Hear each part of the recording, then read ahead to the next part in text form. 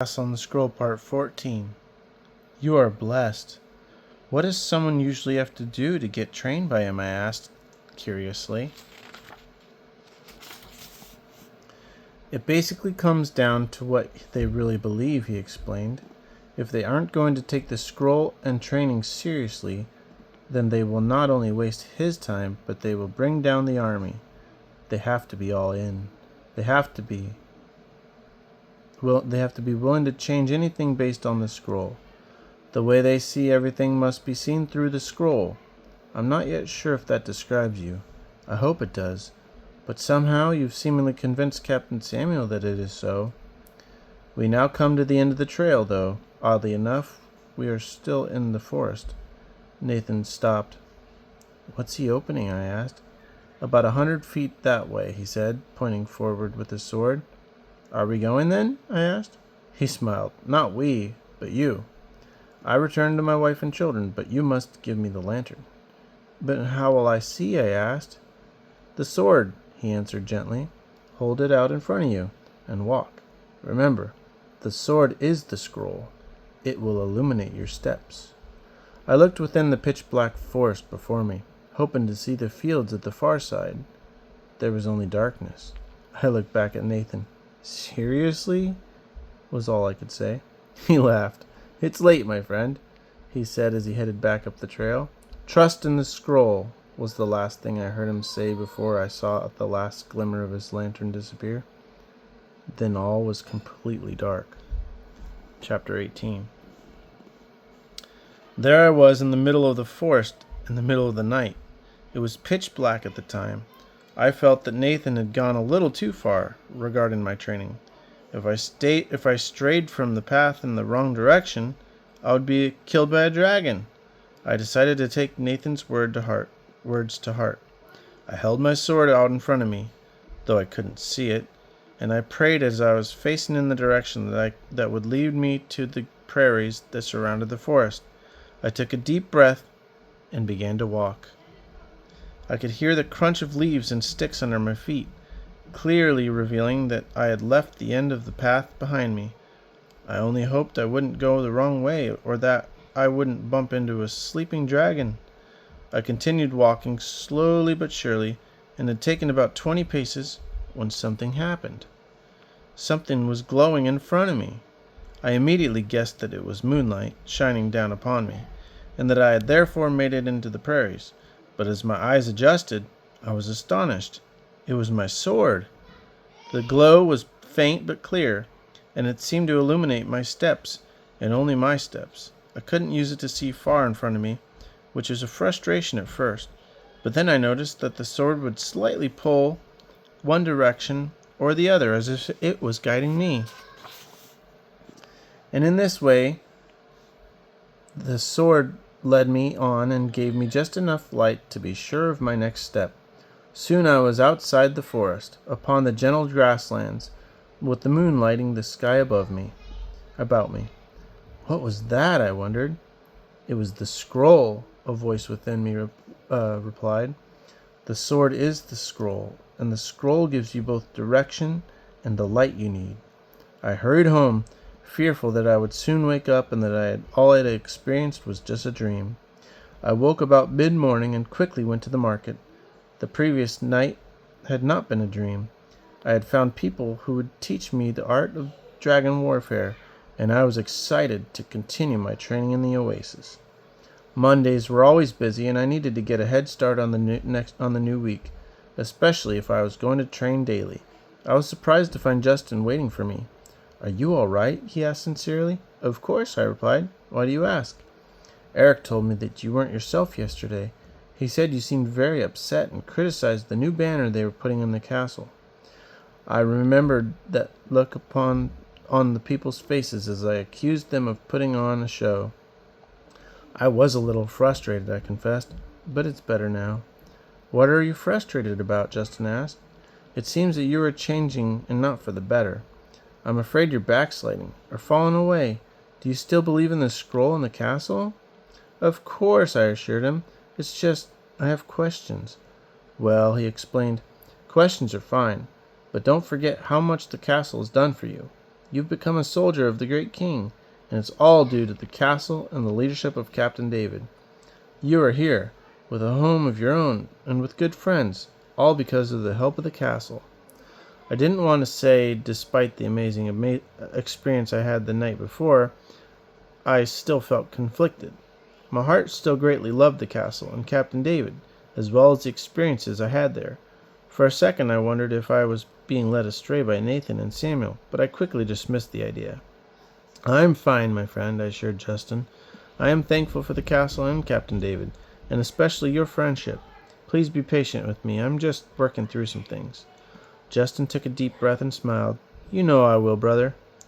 After work that day, I quickly took hold of my weapons and went to the edge of the forest at the same place I had exited the previous night. I wasn't sure whether to enter on my own or to wait. Just as I was about to enter the forest and look for the path, Nathan found me. He showed me the path, and we walked together to the meeting. I beheld a similar scene from the day before. Men and women, along with their children, were training for battle against the enemy.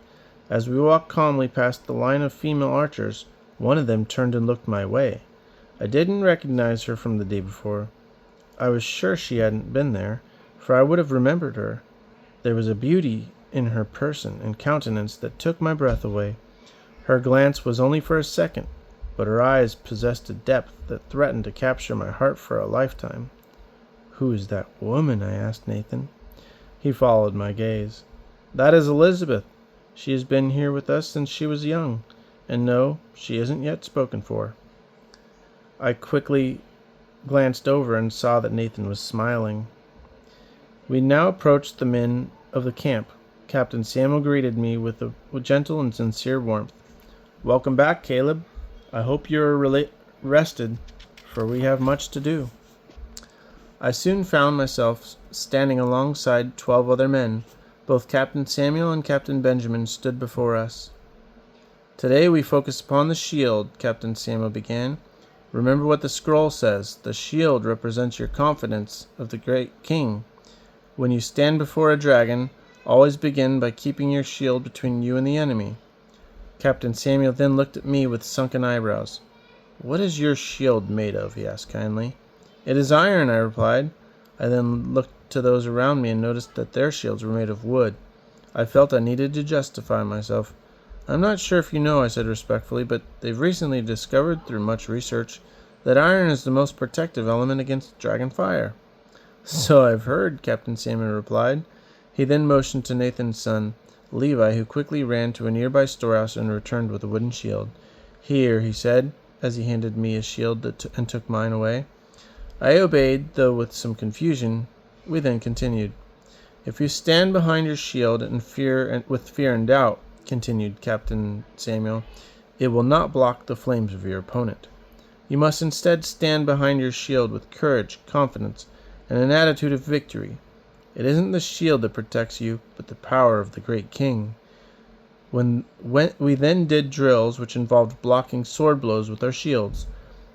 From time to time I would look over at the ladies who were doing their archery training. My eyes fixed upon Elizabeth. Her long red hair was blowing in the gentle breeze, and as she slowly pulled the arrow back to her cheek, the look in her eyes was both fierce and beautiful to behold. I was suddenly reminded of the cloaked figure I had seen in the forest the night the baby dragon was slain. "Caleb," it was Captain Benjamin. "Pay attention, my son," he said with a smile. After our training we broke bread together. The satisfaction I felt was incredible.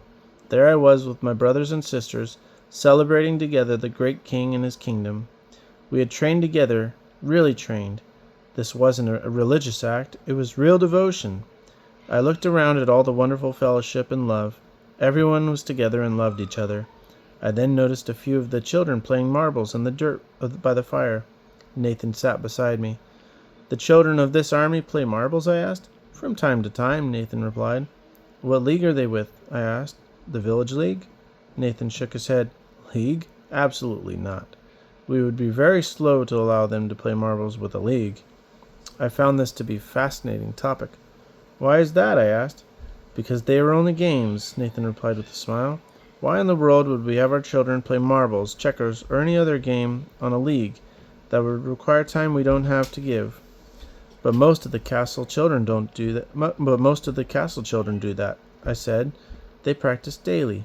Exactly, he replied. And look at them. The girls can't shoot an arrow straight, and the boys don't even know how to hold their sword.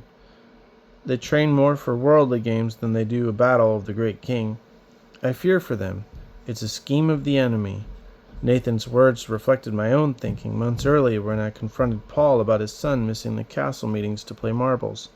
Even back then I thought that it was foolishness, but now my thinking was confirmed. Nathan, however, added something to the conversation which I hadn't considered. These games were somehow a scheme of the enemy. What do you mean? I asked. Are the games evil?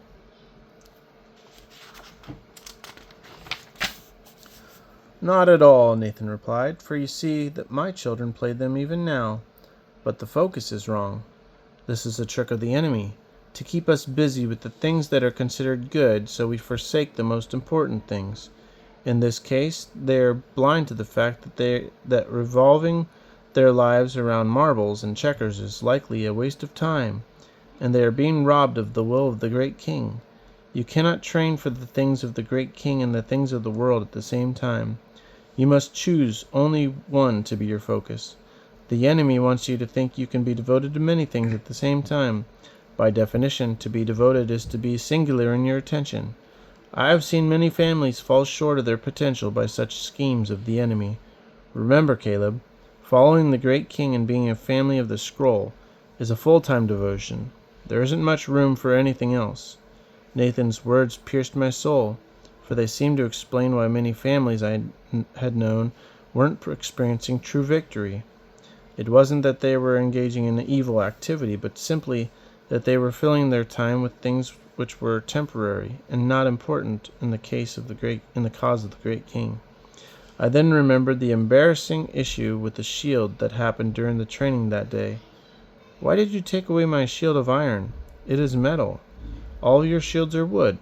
Wood burns, and metal doesn't. Nathan smiled. He turned and motioned to Levi, who brought him a copy of the scroll. Look here, he said, as he opened the scroll. Read. I followed his finger, and this is what I read. Hold fast to your shield, for with it you will deter all the fires of the dragon. Make your shield from the willow tree, and season it before use.